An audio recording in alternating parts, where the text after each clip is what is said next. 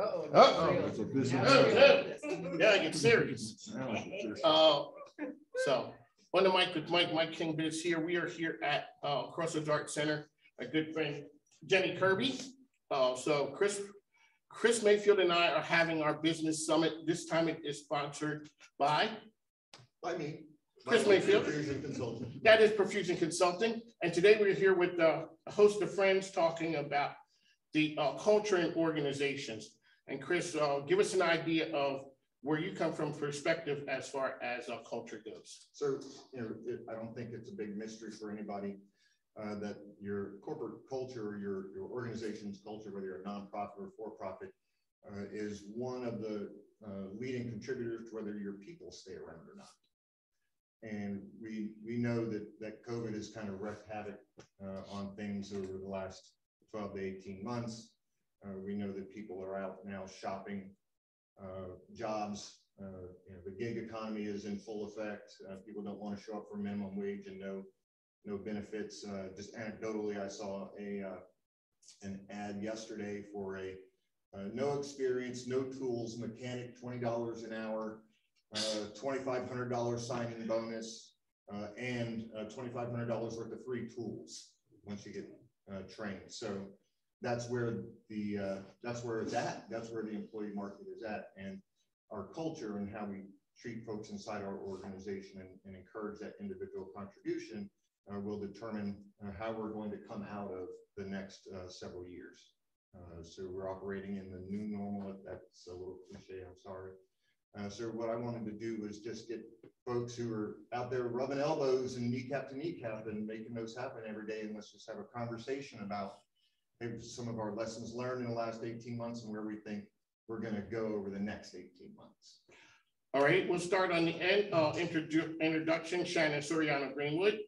We'll start with you. Introduce yourself, and then we'll go down the line, and we'll circle back again. All right. My name is Shannon Soriano Greenwood, and I'm the founder and CEO of the Rebel brand, which is the Rebel community, a membership community. We offer peer groups for women leaders in the VP, director, manager level, and we also produce an annual conference, RebelCon. Our next one is coming in November. I'm Ben Finsgraf. I'm the co-founder and CEO of Common House. We are a social club. We have locations in Charlottesville, Richmond, and Chattanooga, and hopefully more coming soon. And the whole premise is around building a place to build community that's very inclusive, diverse, and dynamic. And we try to provide the amenities that kind of help bring people together, whether that's from food and beverage to design to co-working, events, programming, etc. And so we've been in Richmond since October and have been absolutely thrilled to be here and love the Richmond community. And we're thrilled to have you. I am. Good morning. I am Danny Gladden Green. I'm the Executive Director for the Women's Business Center Richmond, located on the campus of Virginia Union University. We are a nonprofit, partially funded by the Small Business Administration.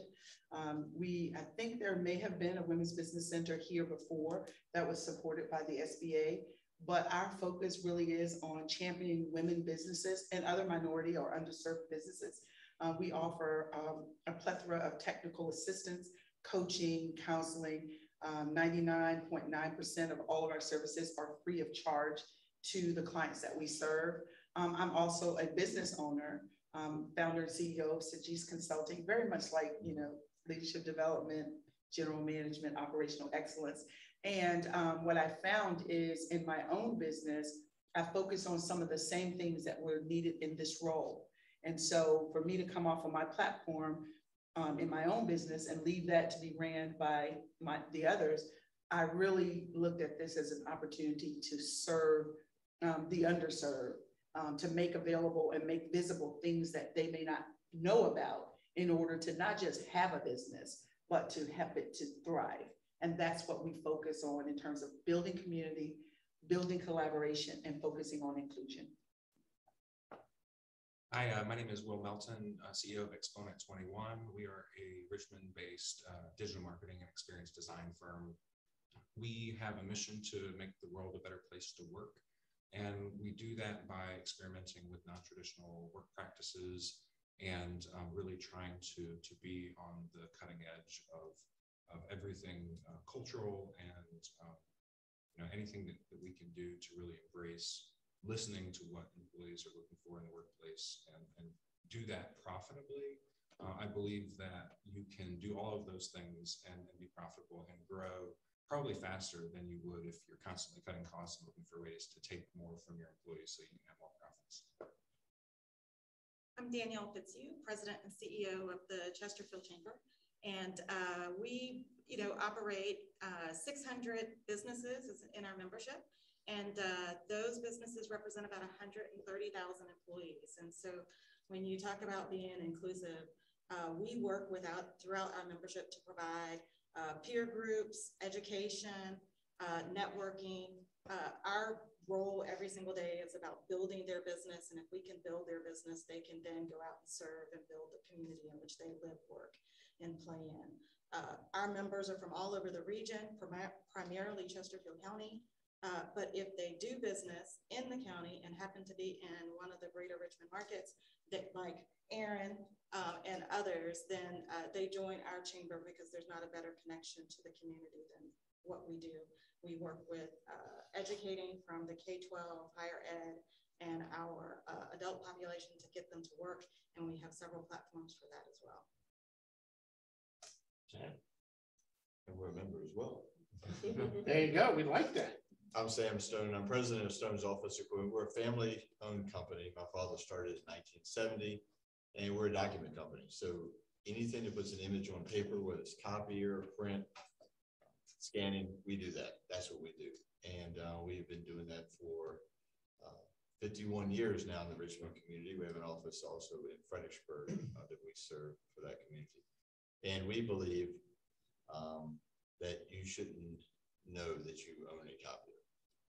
It should just run in the background. And we take care of those little blinking lights and things that make you want to kick the equipment. All the noises. Yes, sir. All the noises. So part of our mission statement says we make your life easier, business better by going above and beyond by giving exceptional service. So we want you to have a great customer experience. And I'm just very excited about being here today. Thank you.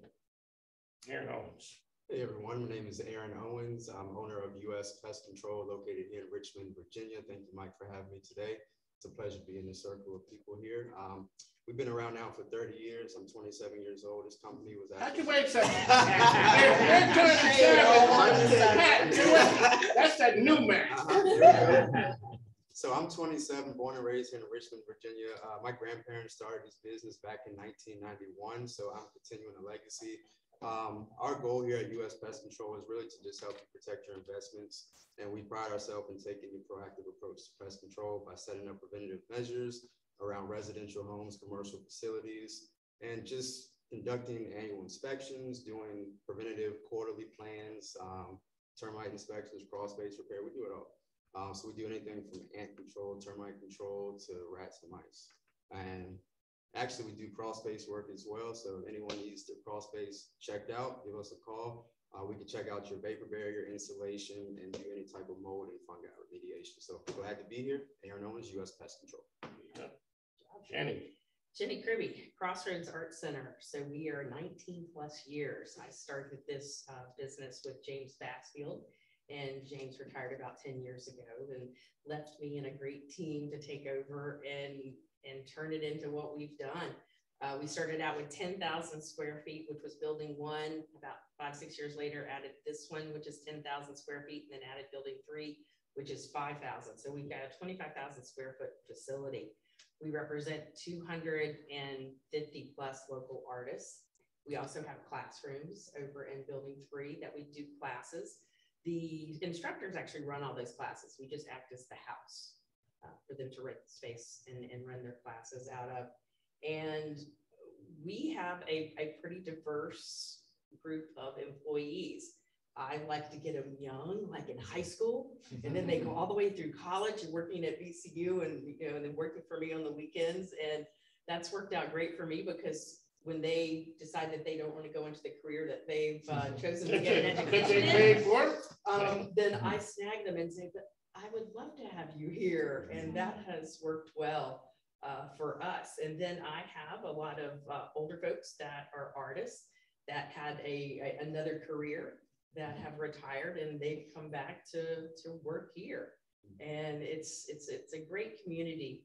We try to do so many things outside of just the visual arts. We incorporate the performing arts. When we do our art openings, we reach out to like the Richmond Symphony, the opera, the theaters in town to do different things with them when we can. So we try to make it pretty broad and expansive, our reach. Well, Artie, thank you guys for the intros. I'm going to start with the idea of culture, and we can look at it a couple different ways. We can look at it organizational and family-wise, like Sam, or we can look at it, Ben, where you guys have just started out. How do you set culture for an organization from the beginning, or how do you continue it if you're in a family business like you two here? Ben, I'll start with you. For us, you know, I tell you my greatest influences from a culture perspective. There was a professor at Darden that created something called stakeholder theory, and I went to Darden. And stakeholder theory is very similar to what Will was referencing in how he runs his business. But really where it really like caught my attention is when I was leaving. I was in the finance world in New York, and I was leaving to start a career in hospitality. And I read a book by Danny Meyer called Setting the Table. And Danny, if you're not familiar with him, is one of the most prolific restaurateurs in Manhattan, but then he also founded Shake Shack. And he wrote a book called Setting the Table that's really based off of stakeholder theory. And it's all about, you treat your employees like family, and you pay them well, treat them well, and they will in turn treat your customers well. Your customers will come back more. You treat your suppliers well, and you give back to the community. If you do all those things, ultimately the last thing you need to think about is your bottom line, because it'll all come together in the right way. And so we look at our employees, our team members as our greatest asset we have. Our buildings are not, our brand is not, it's really our people. And we believe if you treat them like that, they will give back to our members. They will give back to our company. And that's proven to be the case. You know, we've had very limited turnover in the 6-7 years that we've been now operating. And so that's really, you know, how we try to, you know, build our culture. The other key aspect is, you know, we try to hire great people and let them do their job and not micromanage, and really, you know, let them use their talents and their skills to thrive. So that's really how we think about culture at Comcast. All right, Sam, what happens when you've been given the keys to the kingdom? Now all of a sudden the Cadillac's moving along. Here you go, running. And I'll tell you, it was more like a minivan than a Cadillac. You know, so it was just a family business, and it was, my father started, you know, got out of the Air Force, and he started working on typewriters and grew from there. And he got to a point where he said, I wouldn't work for me and not for a corporation. And it was a struggle. So, I mean, there was a lot of times when, you know, he wasn't around for weekends or little league games and stuff like that. I mean, because he was working to build a business. So what I knew is I saw from him a couple of things. One was, you know, Sundays were always Sundays. They were off. We go to church and we do things like that. I saw his values there. You pick those values up and you grow along with those values, and that's what you do. And one of the things was, because we were a small family, as we started to employ people, they became members of a family. And today we have people that have been working there for, you know, well, our dispatcher for service is 27 years with us. I've seen her children be born. I've seen them graduate college now. So, and I'm only 39. So well, you look good. That must be that good clean living. But I'll say though, you know, it does start with you have to have the values to start with, and then grow from culture. And I like what, you know, one of the TED Talks I heard where it says people don't buy what you sell, they buy why you sell it. So it's not what but why, and you have to have a reason why. And being involved in your community, if you just want to reap and never get back, your crop is going to be limited the next year. So we just believe in giving back. All right, Aaron, you stepped into, so your grandmother has an accounting firm, correct? That's correct. And so you step in U.S. Pest Control, things are rolling along. You knew everything about the business, right? Not at all. Like I said, we've been around for 30 years now, but about 6 years ago, it got to the point where the business was actually going to get sold. Because like I said, my grandmother, she has her own business. My grandfather, he passed away. So it was not under the correct management, I would say. She's busy. You have male technicians coming in, doing what they do.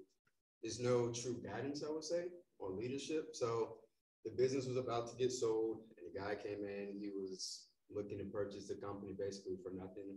And I was in the scene a little bit, not really. I'm doing my own thing, working regular jobs, this and that, but I didn't want to see the company go down that way. So I said, you know what, man, time to man up. Let me man up. Let me learn a little bit more about the company, see where we are. And I said, you know what, I'm going to go out and I'm going to run some routes on my own. And I'm going to learn, I'm going to get licensed, I'm going to go to school for it, did that. So 5-6 years later, I mean, we've grown big time based on me, I would say starting over a little bit, because it's a new day and time now. Everything is technology based, everything is online presence, your brand is important, all that stuff is visual. So I had to basically start by getting the groundwork in place with new website, uniforms, you know, getting logos on the vehicle, establishing the US Pest brand that I wanted to be. So started networking, people like Danielle, Mike. So doing things like that to help grow the company has kind of been the biggest key to us getting to where we are now. Gotcha.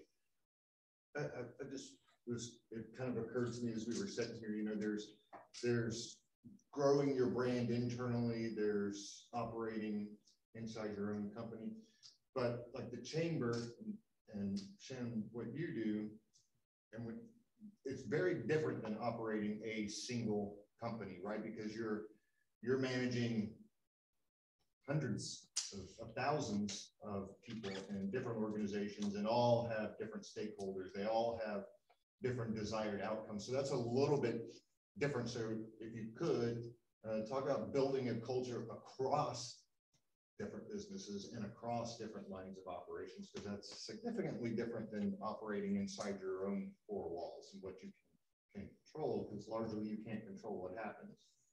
No one can.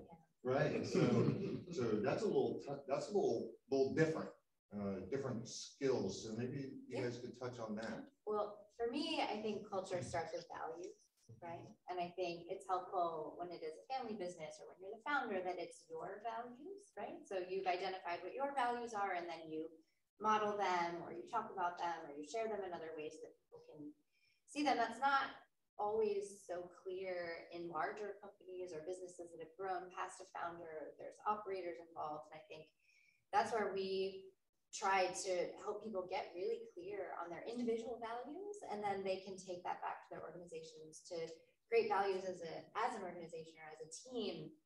Because, right, if you're not on the same page as in regards to what's important to you, then you can't have a cohesive culture. And I think when you're talking about diversity and inclusion and creating dynamic community, making sure that those values are aligned will help you cross those differences of experience or where you've grown up or religion or all of the other differences that we have. We can often identify and be on the same page when it comes to what's important to us. If I was to speak on it, starting this institution that, you know, there's 130 women business centers out there, but we're all different and unique. We all have our framework. And we started in March of this year. I think you're exactly right. It starts with who you are. And as the ED of this environment, I had to think about who I was going to hire, how they're going to do. And it starts with me. I believe every individual, every business has value. And it seems simple to say that, but until you really live it, then you don't get into a critical scenario of evaluating those that you serve. My perspective comes from a servanthood mentality. So that means that I am uniquely gifted to do some things, and I know people. So I want our center to be looked at as a comprehensive solution provider. That may not mean that we do everything, but the people that we do employ have to have a mindset, I believe, that every business, every person that comes through that door, anyone who calls us on the phone, they have value. And now how do you take your gifts and connect them with what they need to be successful? And even if that means calling our friends at BizWorks or calling Chris or whoever we need to connect them with, if we don't have it in our wheelhouse, then we want to be connected. So that concept of collaborative bridge building, you got a person that, you know, in COVID, you're dealing with them across the phone. You don't always, you know, get to see them face to face and feel their aura.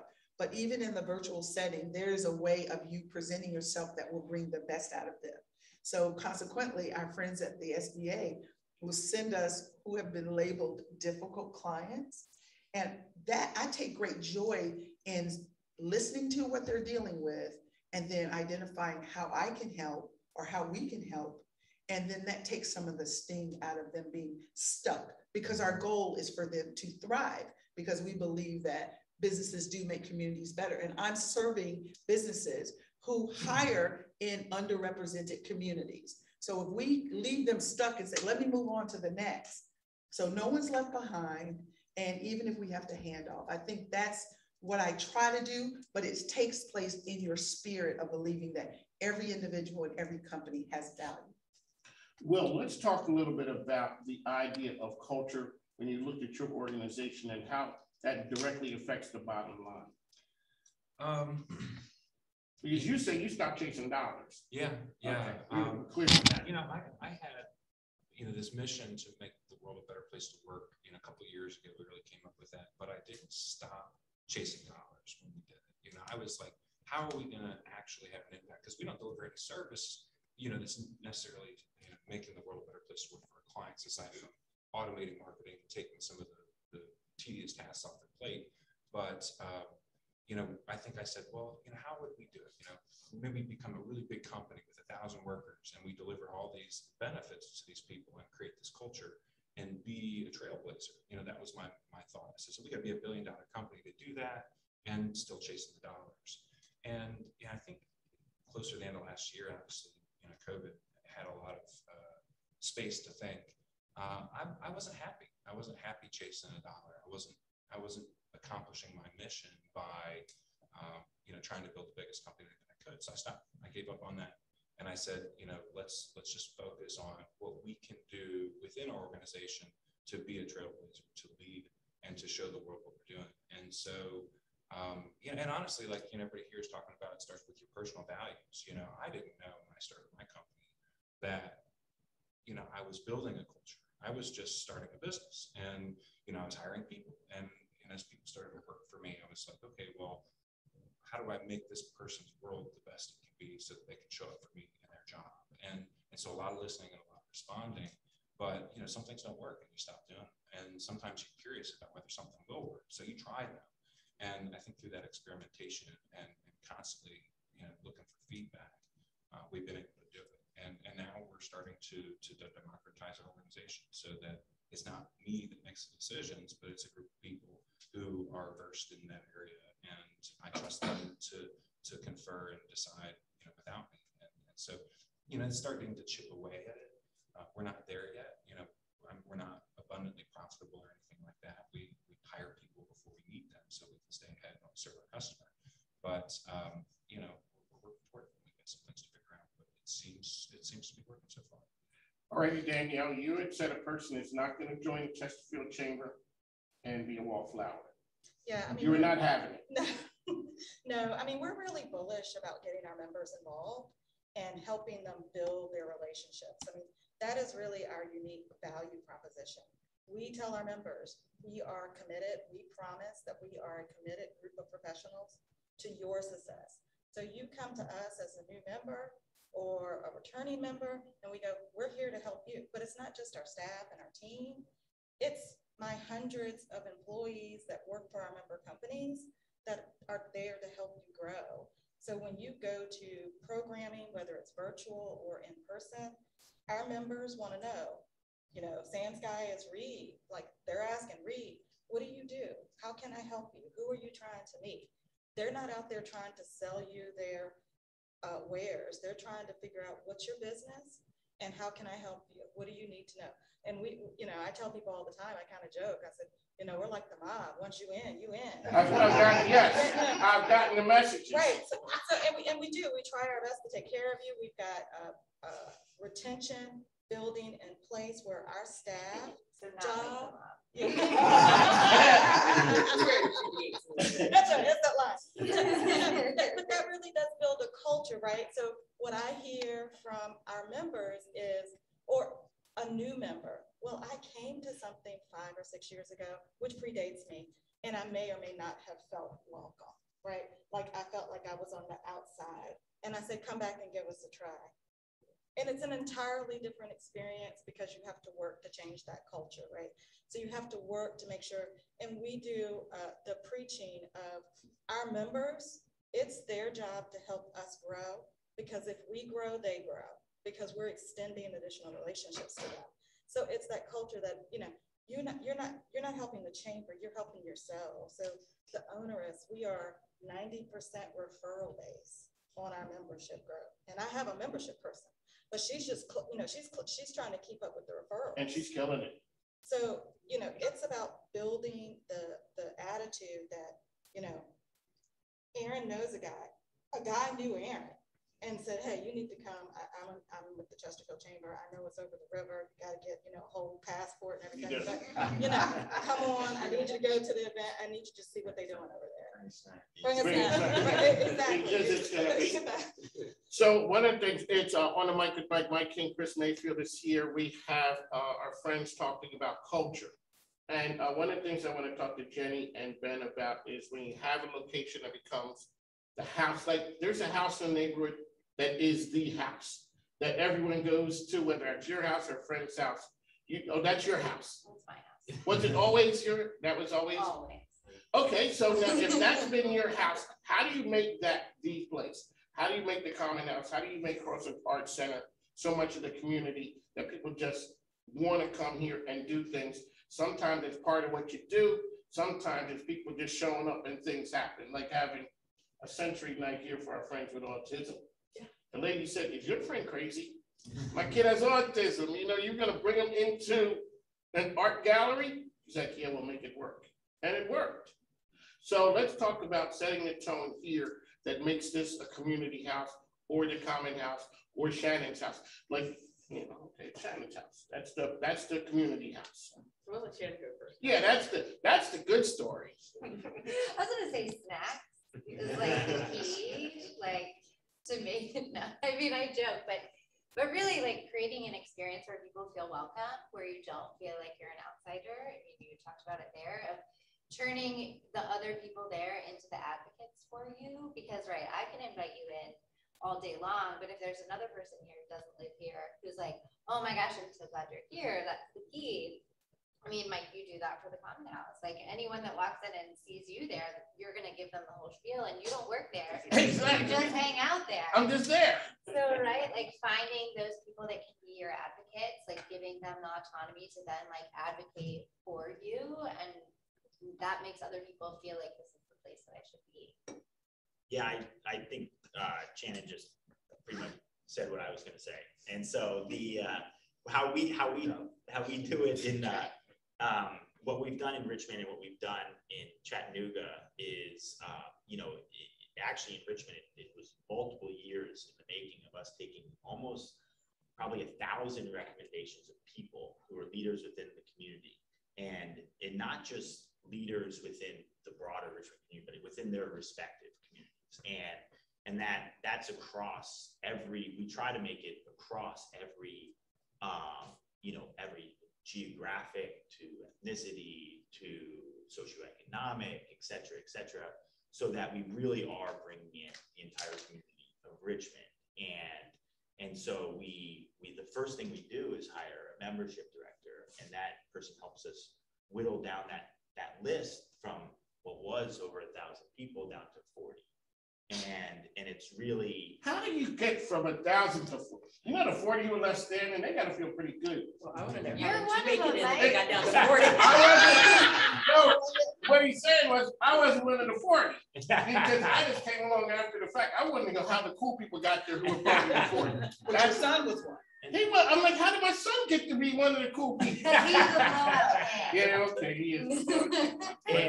but you know, we tell, you know, this group, we bring them in early on, you know, a year plus before we open, and we say, this is your club, right? Like, we're just building a space, right? This is your home away from home. This is whatever you all want to make of it, right? And so go out to your respective communities and bring people in and let us help you do that.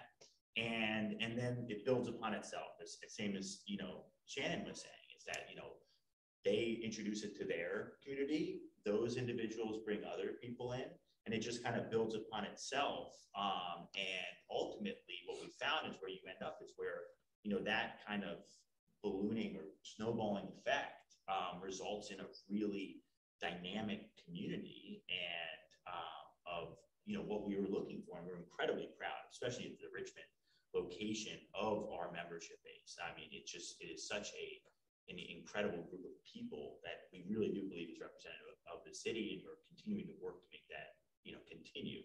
And, you know, I think that, you know, additionally, as people walk into Common House, you know, we don't want to leave. We do not want to be exclusive. Every other club in the world wants to be exclusive. We want to be the opposite of that. We want this to be as inclusive as possible. We have a scholarship program. You want to be a part of our community. We want to make that happen. There's no judgment if you apply.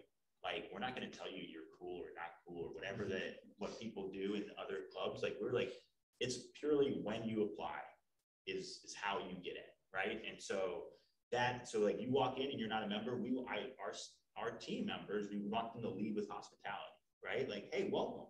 Like, can we give you a tour? Would you like to have lunch? Would you like, you know, check it out, right? And so I think that for us is key to make it feel like a home, and like you're always welcome. Okay. Your house. My house, yeah. So yeah, it's a big house too. So I grew up in a family business, several actually on many different realms, and then was part of a family business. So when I started Crossroads, I definitely wanted it to be a family business. And we laugh because I say, you know, I can't tell you how many grandmothers, how many mothers, how many, you know, brothers and sisters that are in here that are artists. And it's funny, the relationships, you know, you develop over 19 years. You become very attached to these folks who've been with you for this long. And it is like a family community. And then they bring their family in, literally. We've got, you know, some folks that their grandparents are showing and their granddaughter is showing here. So it's really diverse. And then, as Mike knows, we did the Black Friday on Black Friday small business. Oh yeah, that was something. That was amazing. Yes. So, Okay, really quick. I gotta steal this one. So we're on conservative radio, and a friend of mine wants to have a Black Business Expo, but they can't find a place big enough. I said, I got the place. Or one that they could afford too. That is true, because they were blown away. And I said, you got to talk to my friend Jenny. And this lady is as pro-Black as you can get.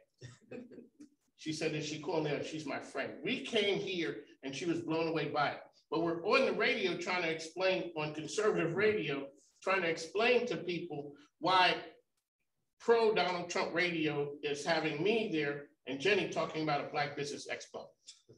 This was interesting. The man wants to know, could you explain to me what Black dollars are? The faces on everybody in the studio dropped. Yes, sir, I can explain that right there. It's dollars circulating in a community. And that's what we do here. It's the same thing. People who operate in our world, good favors, businesses circulate among each other. That's how you guys are here right now. That's why we're talking about what we do. You guys are the best of the best when it comes to attracting retaining talent to keep things going. And that's why we're here talking about culture. Everybody doesn't have a sexy business like Aaron Owens to get people to come and, you know, and attract people who everyone wants to do that, right? Everybody wants to come out and work for, no. So it's like pest control. How do you attract and hold on to the people that you have for people, whether it is a business, for sales, for marketing, or whatever? How do you attract the best and brightest and hold on to the ones that you have when people are giving away money now to have people show up? Like they mentioned before, it starts with us first. So we need to create the business model that we see in the future. So I do a lot of book reading now. I'm trying to get my mind programmed and trained to establish this business to where I really want it to be. So it starts with us within, and then creating that dialogue or where you want to be later on. Then you can kind of decide what type of workers you want to work for you. First of all, you have to be a hard worker to work with us. You can't be afraid to get dirty, of course. Go in a crawl space. Yeah, you gotta go in a crawl space. Brave. Yeah, you gotta be brave. I mean, these are the things. That was the young Mike. So I mean, it's we're looking for the full package. I would say you need to have great customer service, because being in the service industry, you're constantly serving people, and people want to be satisfied. People want their problems solved, period. You have to move quick, and you have to basically know what you're talking about. People are going to ask you questions in this industry. You got to be able to answer it. You got to be able to be thorough. That's key, because we do a lot of inspections. So you can't miss out on things, because if you miss out on things, it can cause a lot of damage later on to a person's house. A lot of stuff. I mean, you got to be careful, because if you're dealing with termite chemical in a yard, you got to make sure that pets are up. Things like it's just being safe is key, but also honesty, integrity, and then we want professionals. Gotcha. Sam, let's talk about attracting sales folks. Now, that's my world. That's where it comes from. What's happening in the sales world? How do you attract the best and brightest, and how do you hold on to yours when others come poaching? Well, I think you just have to treat everyone fairly. And I think they can see value in that. I think that they can see that there's going to be good times and bad times and everything. Sales are, it's very cyclical, so it's going to go in these cycles. And I mean, well, like in this past year, when we were considered an essential business, but 50% of our business model was still open. We had contractors, but 50% in the professional world were working from home. So it left us a lot of downtime. At that time, I sat down with them and I said, don't worry about your job. It's going to be here, but we're going to be slow for a little while. We're going to ramp up on training and everything else. But let me go back to something else that we talked about earlier, where you were saying earlier about the difference between maybe a chamber and a small business. I can see a lot of similarities in what we do, in the sense that from our standpoint too, we might be going out and servicing a private equity company, or we might be going to a construction trailer. There's a broad range of people that we have to, and our people have to be able to relate on a lot of different levels. So I believe we all sit kind of in the same uncomfortable chair sometimes, where we all face the same challenges. And I'll tell you, one of the biggest, and I'm known for speaking straight up, so I'm not going to hold back. Here you go. That's what we do here. But one of the things I think the greatest lies that we've been told, or we're being told, is that we all have to be alike to be liked. And I'm telling you that's a lie. Because we have a very diverse work group in our company. And just because my value is what my value is, I don't expect them to cling to my value. What I do expect them is hold on to the values of the company. I've promised them the same promise to my fathers, that I would never do anything that would jeopardize the integrity of our company. I'm not going to go out and do things that are reckless and be crazy about it, because the last thing I want to do, and I'll tell you this, he told me that, anybody remember Regency Square? Y'all all too young, but it used to be a mall here in town. He said, I don't ever want you to have to walk down the hall and see a customer coming and have to duck in a store because we've done something that would make you ashamed to be, a representative of this company. And I always remember that, and now I use it today. I don't want to be sitting up in there or have one of my employees sit up in there and see a customer and have to do, you know, in and out, because we want to hit any issue straightforward. That's what they know. So I tell my employees, I don't expect you to be like Sam Stone.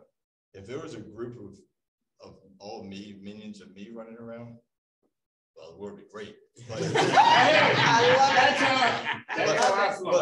but I mean, no, we don't all share the same values, and I think that's it. And I think that's just being pushed on everybody to say we all have to be the same. And I'm like, no, we don't have to be the same. That's what makes this world so great.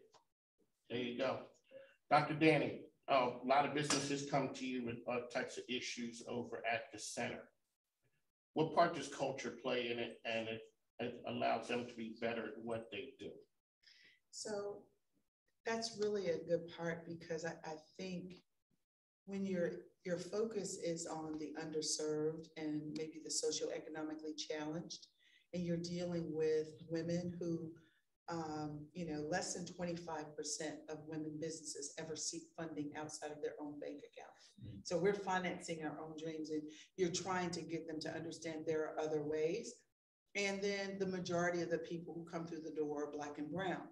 And so the challenge is not just about these opportunities, whether it's through corporations or federal government or doing business with Virginia.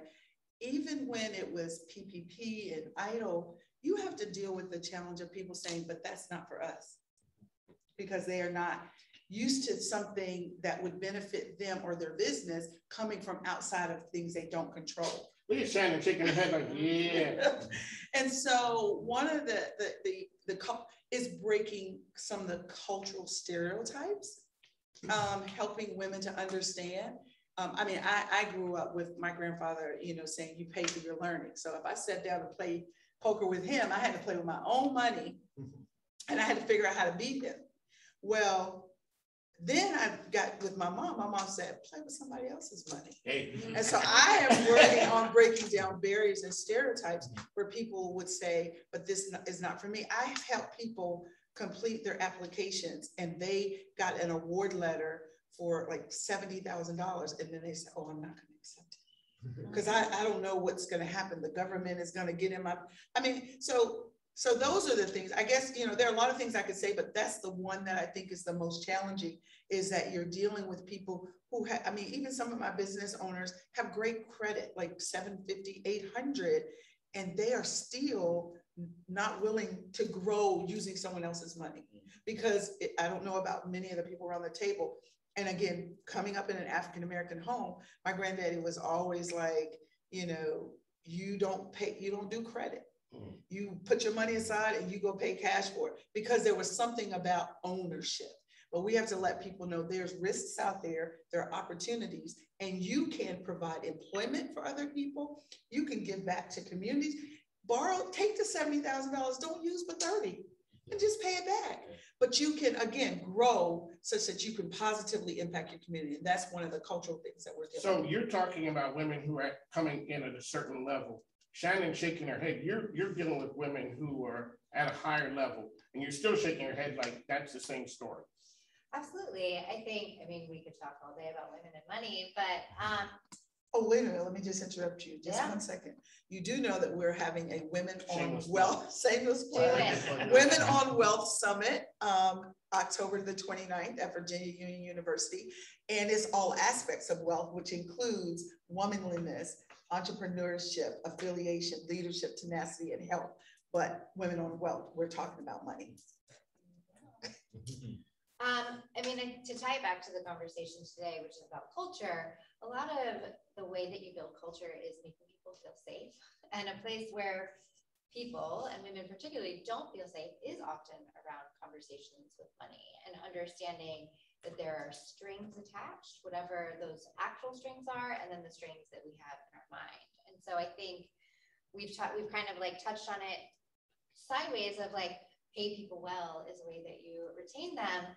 But that's kind of one piece of the puzzle, right? Giving people a sense of security, meaning we had the conversation of you're not going to lose your job, even though the company might be struggling right now in the pandemic. I think it comes back to honest conversations about what is the risk, what is the reward.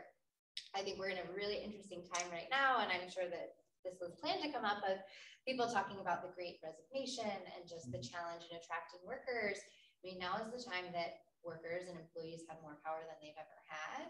And the smart business owners, the people who really understand culture and value attracting great talent that hit all of those things, they're doing that also with compensation and with how they're thinking about compensation and how they're supporting their team. That is a piece of culture that I think when we think of culture, we want to think of like the soft stuff of like treat people like family, which is a lovely sentiment. And I think for a lot of small business owners, it really does feel like that. But at the end of the day, paying people well is better than making them feel like family, in my opinion.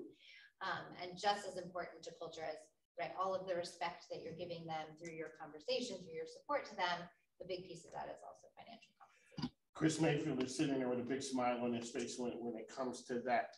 As an organizational guy, how do you legislate that from the top? If that's going to be the way this organization is going to run, that we're going to have a good culture. You're a processes guy. You're a Marine. If ever a person it's not necessarily a great culture. Well, it's not one that gets stuff done. It does. It is a highly productive culture. That is true. And there's some debate on whether it's a healthy culture or not, but that's for another time. You know, I agree in part that compensation is big. Total comp is another piece of the equation. And you know, when we talk about being an advocate for the chamber or being an advocate for other businesses or other people, you know, when you go and you talk to an employee inside an organization, some of the things that we always kind of screen for in our conversations is tell me about the last time you told somebody else about the company that you work for unsolicited. And that is a very stark indicator of how your culture is going. Because if that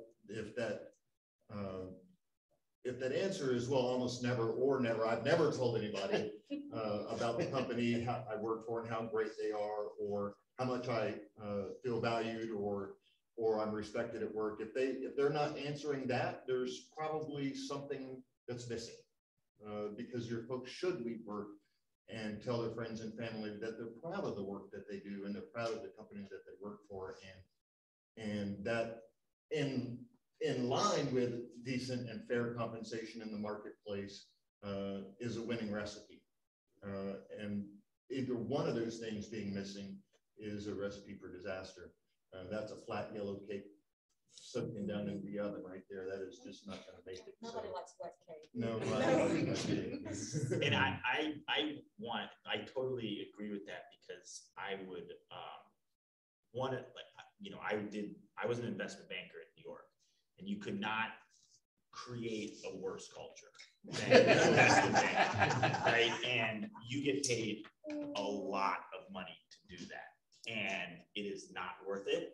And they have 90% turnover by choice, not by me getting fired. That's not. But yes, there is. So I do think compensation plays a part for us at Common House. Is that we're an early stage company, and I'm able to pay people the max I can pay them. But at times it's not as much as maybe they could make doing something else. But because of the fulfillment, we hope that they get out of the job, and also the opportunity to grow with us, and the belief that, you know, we're all going to grow this company together. We will all benefit from that.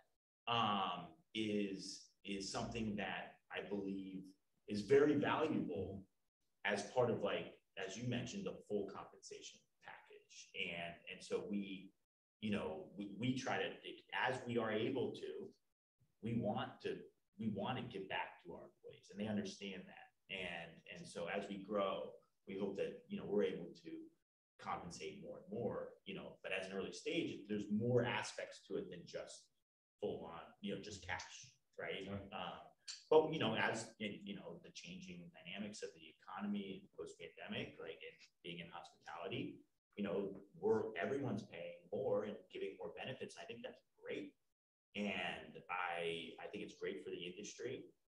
This is an industry that anyone can get into, right? Like we hire a lot, like right out of jail, right? And you have the opportunity, if you stay in it and you work your butt off, you could be a manager within just a couple of years with a salary and benefits, and that's a really unique industry, right? And so I think that there's a lot of aspects to I think the culture and the compensation both play key. Can I add something to what he said? Yes, ma'am. I mean, much like even Sam said, employers have to think about, how do they retain that 26-year employee that's been with them, and how do they recruit? Because it's not money. Like people, it's not all about money. It's about culture. It's about belief in the value of what that employee can bring to the table. I mean, people aren't staying just because of money, and they're not leaving just because of money, right? So that's the additive that you leave because of people, you leave because there's a value breakdown, and it's very rarely because there's an equal money to money issue. And so as we're thinking about, I mean, I know, our staff, we're a team of 5, right? No one ever came to work for a chamber because they were getting the money, right? They wanted to get rich. You're just not going into this line of work, right? You didn't grow up with that on your high school graduation, like, oh, I'm going to go do this at the chamber. But they do go in and go, I'm going to help businesses grow. I'm going to help small, large, I'm going to help people. I'm going to help my community. And we can do that by what the chamber offers. But employers have to be thinking about what is their value add of why employees stay. Why has that employee stayed for 26 years? Why did that employee come back in October, right? For my new business that we haven't done in this market before. So when you're recruiting, it's like, oh, it's a new business. They may not make it. Why am I going to go work for them? So for us on the compensation end, I actually offer my employees as much vacation as they want. So if they want to take a trip to Europe for a month, we'll make it work. Yeah, I mean, they only get paid for 2 of those weeks. But if they want to take a big vacation like that and go do something like that, or they've got family stuff that they've got to go deal with, great, we will make it work one way or the other. We'll make it work, and they know that quality. And that's I know is huge for them, knowing that they can't do that. I mean, it's great for me knowing that I can do that. I just wish I could go for a month, but I can't. And then also when we hit different milestones in sales every month, they get bonuses. And then also, everybody's birthday gets recognized. It's fun. And we make it an environment that it feels like family, even with the 250 artists that we have. We have very few turnover. So you've got to treat them like family, and they've got to be selling for them to want to stay. So and then their compensation, what's the fairest way for us to work out, what they're paying in rent and then what they're paying in commission. So you have to think of my business is very different from everybody else's, I think, because you've got clients as artists, you've got clients that are walking in to buy, and then you have designers, you have architects coming in, you have a myriad different people that you're dealing with. I think when I say compensation, I don't necessarily mean a lot of money. Yeah. And I think like that sometimes gets lost in the conversation when you talk about compensation and culture. It's not necessarily the largest salary that you can always offer, right? I know Chris said it's combined with other things, but making sure that it's on your mind, that your artists are being compensated for the time that they're here and they're feeling supported, and the same when it comes to employees and team, right? I'm not necessarily going to offer you the best salary of anyone ever made in this role, but I'm aware of how the compensation affects you and what you're able to do in your life based on how you're contributing here. There's one thing I noticed that people always say, my father would say, when people say it ain't about the money, it's about the money. Right. It is about the money and how people perceive it, because that's how they look at things. also was had on, the folks who were, the union members were on strike over at Nabisco. And I asked the guy, what was it about? He said, when they start asking why, it's about the money. You know, when people start questioning you about your why, it is about the money. So you guys have set the table across the board for successful organizations on different types. So it's not so much about how it's done across industry, it's about how you perceived it to be looked at in your organization. As we start to wind down, let's talk a little bit about a highlight in your organization that you'd like to hang your hat on when it comes to something that has a great culture. Shannon, you got the cool one right there, the RebelCon. You were out there nationwide bringing in cool speakers, and you guys have a national platform of women who are out there being dynamic. How do you make that happen, and how do you use that as a culture? I mean, our mission obviously lends itself well to successful culture, and that we exist to share the stories of women so that we can support one another. So I think the fact that our mission is based on helping people grow, obviously that affects how we operate internally, that we're all committed to personal development and personal growth and fostering it for people outside of our organization and also within. So I think we kind of lucked out in that situation, and that we're not selling a separate entity from the thing that we're doing also internally for ourselves. And how can people find you? ReadyToRebel.com is our website, and Ready to Rebel on Instagram. And I think there's two parts that I think from a culture standpoint that I'm very proud of. Is one, that when we launched Charlottesville in 2017, and I hired a handful of exceptional talent that were top tier talent for New York in the hospitality industry, top tier talent in sales. And the majority of them sold their own businesses to join us.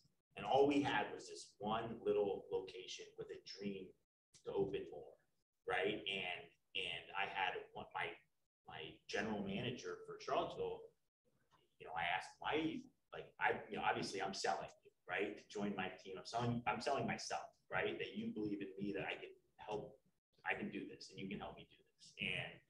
And he's like, I right now own 2 restaurants, and I'm on the floor every night. He's like, I don't want to be 65 on the floor of a restaurant. I want to be something bigger than that. And now he sits at our corporate level, and he's our director of hospitality. And every single one of those people sit at our corporate level. And they have they have a lot of people that work underneath them, and they're running multiple units that have, now, 250 plus employees, right? That these individuals are all key managers of, and they've really grown professionally. And so I'm very proud that we've been able to actually fulfill what we said we were going to do, and they gave up a lot to do that. And I'm glad we're able to we're now giving them all equity in the company so that as we grow and become more successful, they can benefit from that. And the second part is that I've also seen since we've opened, we've had servers that are now managers doing things completely different. He was a server, and then he became a bartender, and now he's our head of membership in Charlottesville.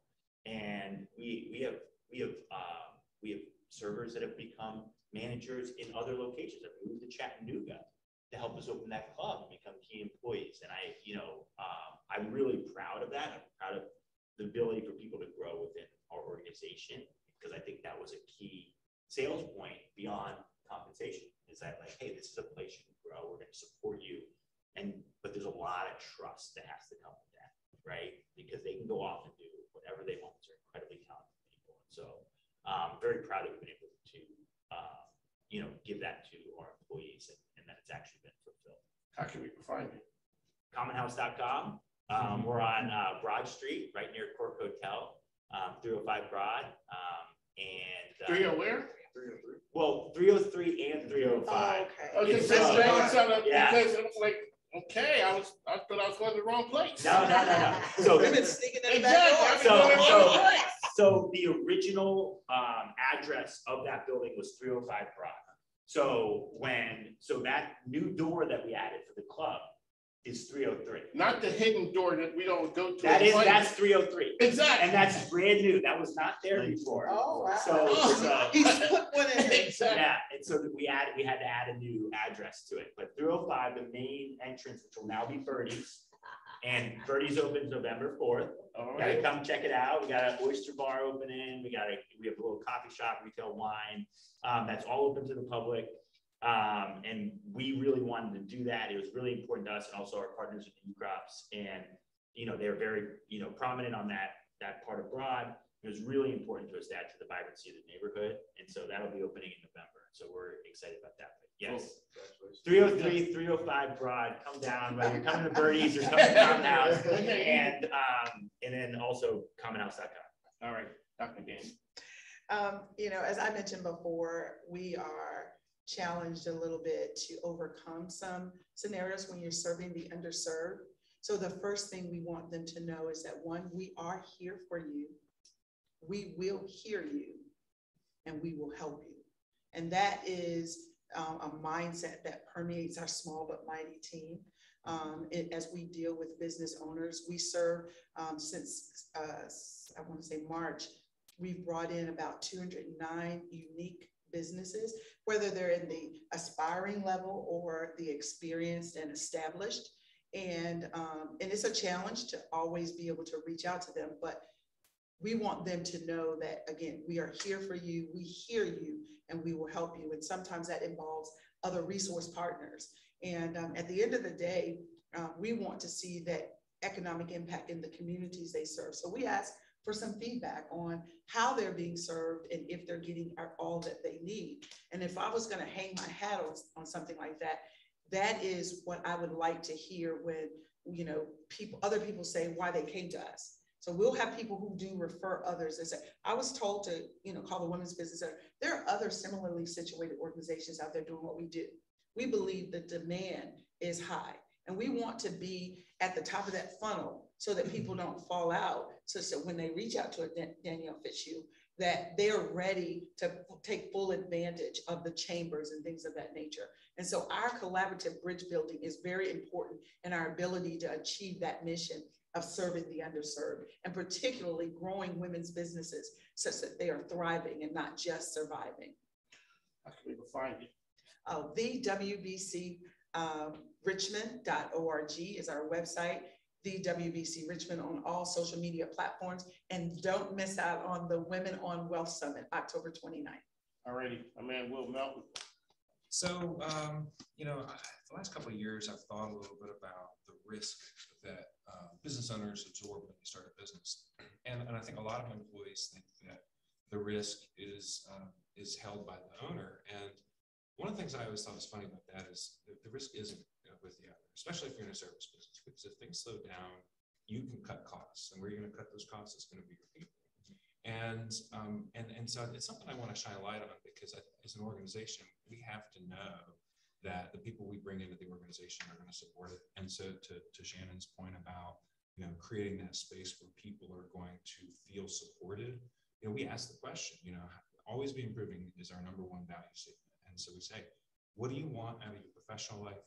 What do you want out of, your home life? And so we ask those questions, and we find out what we can do to support people when they're not at work. And compensation is a part of that, so they don't take their financial problems from home and worry and bring them to work. But in response to that understanding, we're so committed to making the world a better place to work that we've created a role in an organization called Chief Work Officer. I have fired my wife, who is our former director of operations. She's still my wife. Tread gently, sir.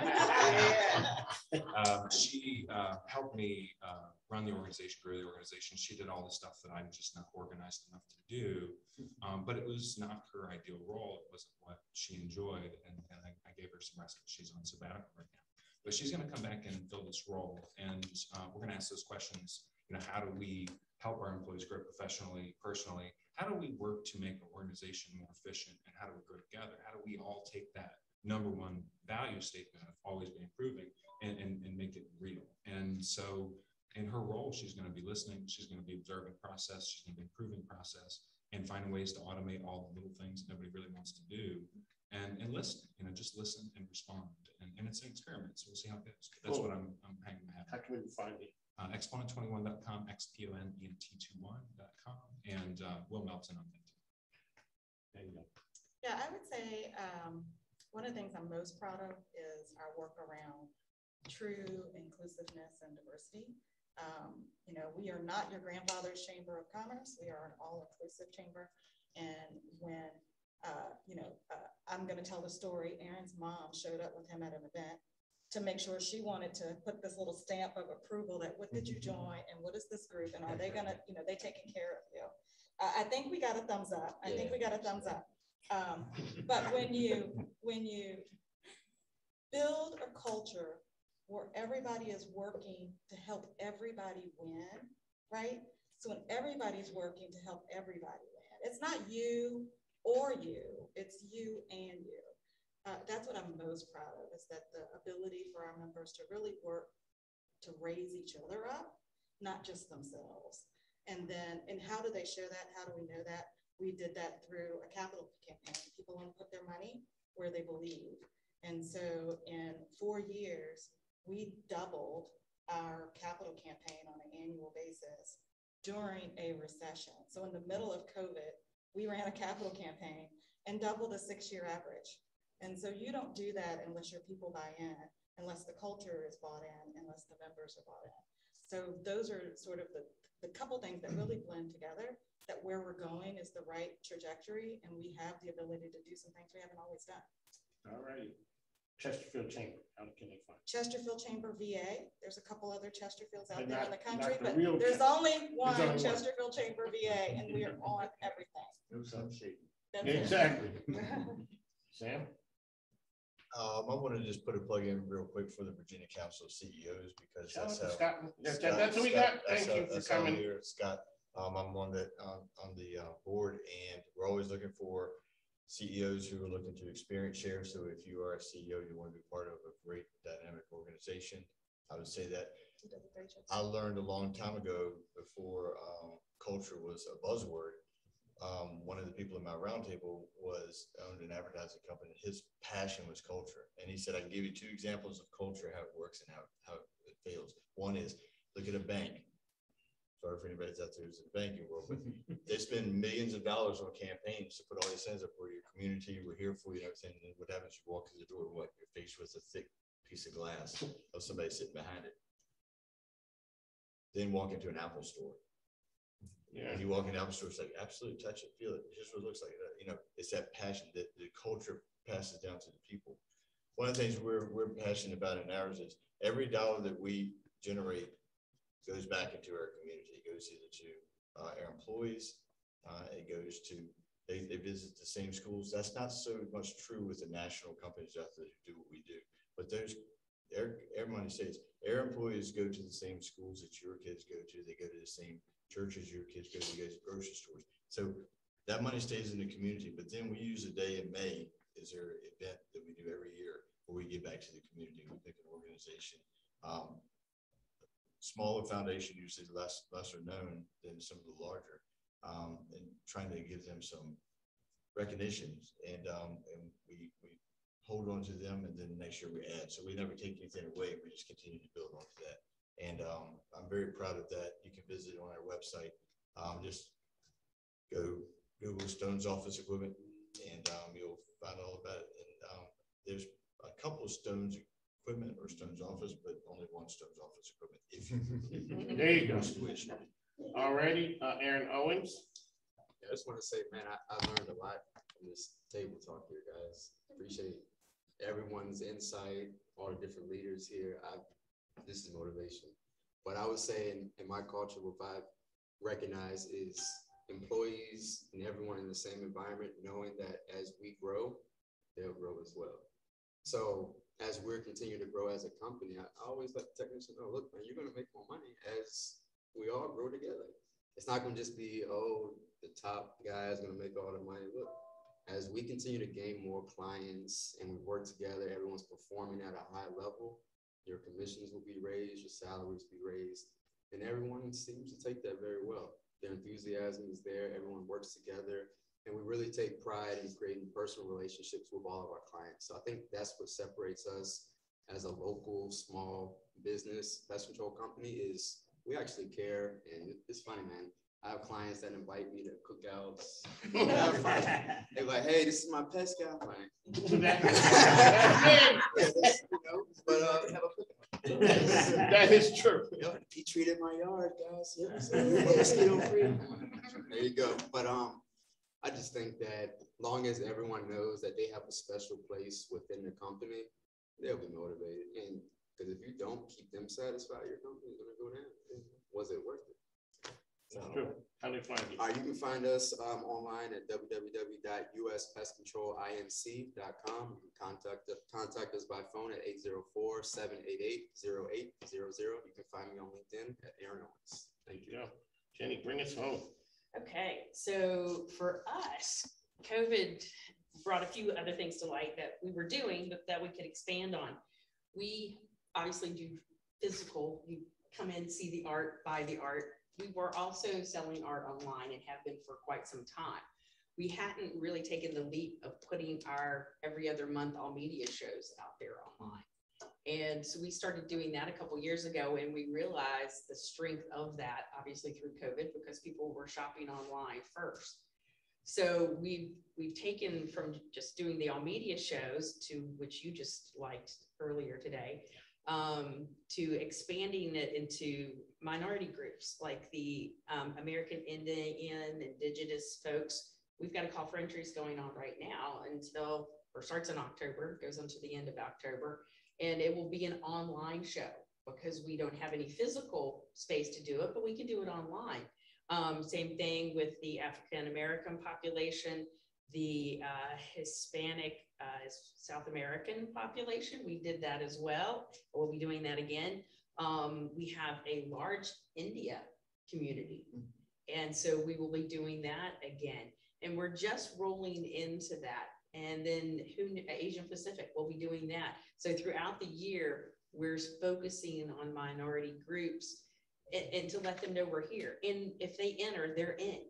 We'll take up to 70 entries. So it could be a beginning artist, it could be a well-accomplished artist, but it's getting their name out and getting them to understand their business that they're creating as an artist and help them through that process. So that's what we're getting ready to do. And how can we find you? Oh, crossroadsartcenter.com.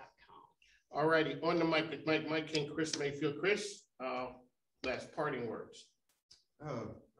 Perfusion-consulting.com. That's it? That's it. No wisdom? No wisdom? You want some wisdom? No, I don't have any wisdom for you right now. All right, well, okay, we'd like to thank our friends. So really big shout out to Jenny for hosting us today. This is the premier place. She's always great. And when she says that she opens a place up a lot of times without charging people. For nonprofit groups, friends of mine who come here and just showing them love. I'd like to thank you guys for coming in. This will air on ESPN Richmond. My radio partners, Chris Mayfield, Dr. Danielle Fitzhugh. Will is new to the scene. Shannon's always around. Ben, I'm always at your house. Thank you, man. I appreciate it. Sam Stone, it's been a pleasure. I always want to talk to Aaron Owens. Young guys doing big things. We're going to do this on a monthly basis. We're doing this, and I'd just like to thank you. We have my man, Michael Johnson, the Virginia State's finest. Al Green is here with us. All folks who know us, they know Al Green. We roll with him. We'd just like to thank you guys for coming out. I was gonna say God bless tonight, but it's the morning. Exactly. I always wanted to be that guy, but I was forced to step out in front. All right, appreciate it. Thanks. Now take care. Oh, what am I waiting? Yes, thanks. All right, folks.